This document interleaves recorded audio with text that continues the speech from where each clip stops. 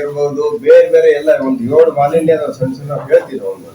ಅವೆಲ್ಲವೂ ದೊಡ್ಡ ಸಮಸ್ಯೆ ಆಗಿ ಬರೀ ನಾವಲ್ಲ, ಮನುಷ್ಯ ಕುಲ ಅಲ್ಲ, ಇಡೀ ಬೇರೆ ಬೇರೆ ಸ್ಪೀಸೀಸ್ ಆಫ್ ಲೈಫ್ ಏನಿದಾವೆ ಅವೆಲ್ಲ ನಿರ್ನಾಮ ಆಗಂತ ಚಾನ್ಸಸ್ ಇದೆ. ಅದಕ್ಕೆ ಗಿಡ ನೆಡುವಂಥದ್ದು ಸಹಿತ ಬಹಳ ಮುಖ್ಯವಾದ ಕೆಲಸ ಆಗುತ್ತೆ. ಈಗ ಈ ಒಂದು ಗಿಡ ನೆಟ್ಟಿದ್ದಾರೆ, ನೆಟ್ಟದ್ದು ಏನಾಗುತ್ತೆ, ಹತ್ರಕ್ಕೆ ಟೈಲ್ಸ್ ಹಾಕಿಬಿಡ್ತಾರೆ. ಒಂದು ಚೆಂಬು ನೀರು ಅಲ್ಲಿ ಒಳಗೆ ಹೋಗೋದಿಲ್ಲ. ಅದನ್ನ ಹೇಳ್ತಾರೆ, ಅದನ್ನ 2 ಅಡಿ ಅಗಲ ಮಾಡಿದ್ರೆ ಅವಾಗ ಒಂದಿಷ್ಟು ಗಿಡಕ್ಕೆ ನೀರು ಹಾಕ್ಬೋದು, ಗಿಡಗಳು ಉಳಿತಾವೆ. ಆ ತರದ 5 ಪಾಯಿಂಟ್ ಅವ್ರು ಹೇಳ್ತಾರೆ. ನೋಡ್ರಿ, ಜಗತ್ತಿನಾದ್ಯಂತ ಈ ಹವಾಮಾನ ಬದಲಾವಣೆ, ನಮ್ ದಾವಣಗೆರೆಗೆ ತಗೊಳ್ರಿ, 1.5 ಲಕ್ಷ ಅಥವಾ ಅದಕ್ಕಿಂತ ಜಾಸ್ತಿ ವೆಹಿಕಲ್ಸ್ ಇದಾವೆ 6 ಲಕ್ಷ ಜನಸಂಖ್ಯೆಗೆ. ಆಗೇನಾಗ್ತದೆ, ಆ ಕಾರ್ಬನ್ ಡೈಆಕ್ಸೈಡ್ ಅವು ಏನ್ ಬಿಡ್ತವೆ, ಅದಕ್ಕೆ ಪೂರ್ವಕವಾಗಿ ಮರಗಳಿಲ್ಲ. ಮನೆಗೆ 2 ಮರ ಬೇಕು, ಅದು ಆಗಲೇಬೇಕಾದಂಥದ್ದು. ಹವಾಮಾನ ಬದಲಾವಣೆ ಆದ್ರೆ ತಾಪಮಾನ ಹೆಚ್ಚಳ ಆಗುತ್ತೆ, ಸಮುದ್ರ ಮಟ್ಟ ಏರಿಕೆ ಆಗುತ್ತೆ, ತೀವ್ರ ಹವಾಮಾನ ಘಟನೆಗಳಾದ ಅಕಾಲಿಕ ಮಳೆ ಅಥವಾ ಅತಿವೃಷ್ಟಿ, ವಿಪರೀತ ಚಳಿ ಇಲ್ಲ ವಿಪರೀತ ಸೆಕೆ ಅಥವಾ ವಿಪರೀತ ಮಳೆ, ತೀವ್ರ ಚಳಿ ತೀವ್ರ ಸೆಕೆ, ಜೀವ ವೈವಿಧ್ಯದ ಅಳಿವು, ಪ್ರಭೇದಗಳ ಅಳಿವು, ಆಹಾರ ಸರಪಳಿಯ ಲಿಂಕ್ ತಪ್ಪುವುದು ಮತ್ತು ಪರಿಸರ ವ್ಯವಸ್ಥೆಯ ನಾಶ. ಈಗ ಆಲ್ರೆಡಿ ಆಗ್ತಾ ಇದೆ ಬಹಳಷ್ಟು. ಇದು ವಿಶ್ವದಾದ್ಯಂತ ಮತ್ತೆ ಪರಿಸರ ವಿಜ್ಞಾನಿಗಳು ಇದನ್ನ ಎಚ್ಚರಿಸ್ತಿದ್ದಾರೆ.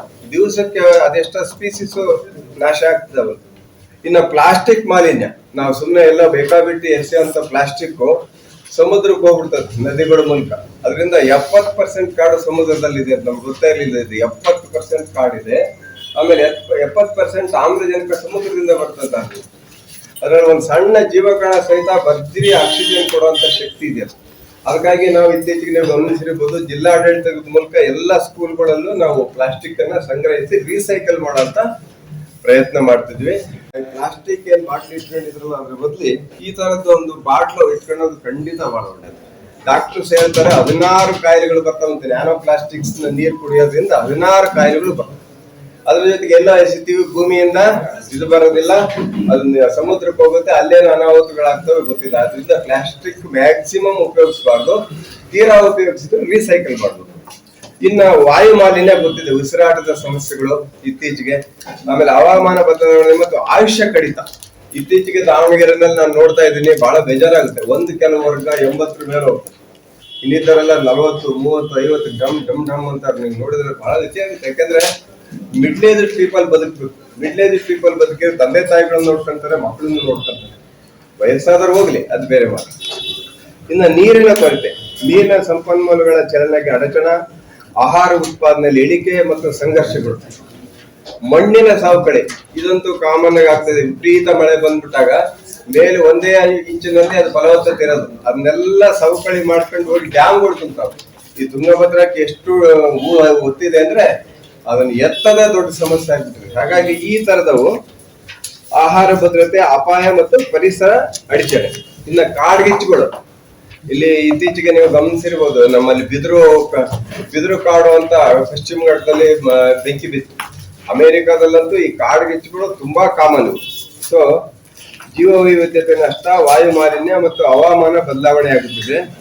ಇವಕ್ಕೆ ನಾವು ಒಂದ್ ಕಡೆಯಿಂದ ನಾವು ಜಿಲ್ಲಾಡಳಿತ ಏನೇನ್ ಮಾಡಬೇಕು ಅವ್ರಿಗೂ ಮನವಿ ಮಾಡಿ ಒತ್ತಾಯ ಮಾಡ್ತಾ ಇದ್ದೀವಿ. ಮುಖ್ಯವಾಗಿ ನಾಗರಿಕರ ಕರ್ತವ್ಯ ಬಹಳ ದೊಡ್ಡದಿದೆ. ಒಂದು 75% ನಾಗರಿಕರ ಕರ್ತವ್ಯ ಏನಿದೆ. ಯಾಕೆಂದ್ರೆ ಒಂದು ಗಿಡಕ್ಕೆ ಒಂದು ನೀರ್ ಹಾಕ್ಬೇಕು, ಬೆಳೆಸ್ಬೇಕು, ಅದ್ರ ಬದಲಿ ಅದನ್ನ ಕಡಿತಾರೆ. ಅದೆಂತ ಕ್ರೌರ್ಯನೋ ಏನೋ. ಇಂಥವು ಬಹಳಷ್ಟು ಕಸ ಹರಡೋರು ಯಾರೋ ನಾಗರಿಕರೇ. ಹೀಗಾಗಿ ನಾವು ನಾಗರಿಕರು 75% ಕೆಲಸ ಮಾಡ್ಬೇಕು, ಇನ್ನು 25% ನಗರ ಜಿಲ್ಲಾಡಳಿತ ಮಾಡ್ಬೇಕು ಅನ್ನೋದ್ರಲ್ಲಿ ನಾವು ಮನೆಗಳು ಕೊಟ್ಟಿದ್ನೆ. ಅದಕ್ಕೆ ಮುಂದುವರೆದ ಭಾಗ ಆಗಿ ಅಷ್ಟಾಗ್ಯೂ ಕೂಡ ನಾವು ಕೊಟ್ಟಿರುವ ಸುಮಾರು 1,000 ಗಿಡಗಳಲ್ಲಿ ಹೋಗಿ ನಾವೇ ನಿಂತಿದ್ದು ಪ್ರತಿ ಶಾಲೆಗೆ ಹೋಗಿ ವಿತರಣೆ ಮಾಡಿದ್ವಿ. ಮತ್ತೆ ಗಿಡ ಹಾಕಿದ ಮೇಲೆ ಫಾಲೋ ಅಪ್ ಕೂಡ ಮಾಡಿದ್ವಿ. ಮಾಡಿದಾಗ ನಮ್ಮ ಗಮನಕ್ಕೆ ಬಂದಿದ್ದು 1,000 ಗಿಡದಲ್ಲಿ ಸುಮಾರು 700-750 ಗಿಡಗಳು ಮಾತ್ರ ಉಳಿದಿವೆ. ಕೆಲವರು ಬಹಳ ಮುತುವರ್ಜಿ ವಹಿಸಿ ಅವಕ್ಕೆಲ್ಲ ನೀರು ಹಾಕುವಂಥದ್ದು, ಮುಳ್ಳು ಕಟ್ಟುವಂಥದ್ದು ಕಾಪಾಡಿದ್ದಾರೆ. ನಮಗೆ ಬಹಳ ಆಶ್ಚರ್ಯ ಆಗೋದೇನಂದ್ರೆ, ಯಾರು ಪರಿಸರದ ಬಗ್ಗೆ ತುಂಬಾ ಕಾಳಜಿ ವಹಿಸಬೇಕಾಗಿತ್ತು ಶಿಕ್ಷಣ ಸಂಸ್ಥೆಗಳು, ಅಲ್ಲೇ ಬಹಳ ಫೇಲ್ ಆಗಿದೆ.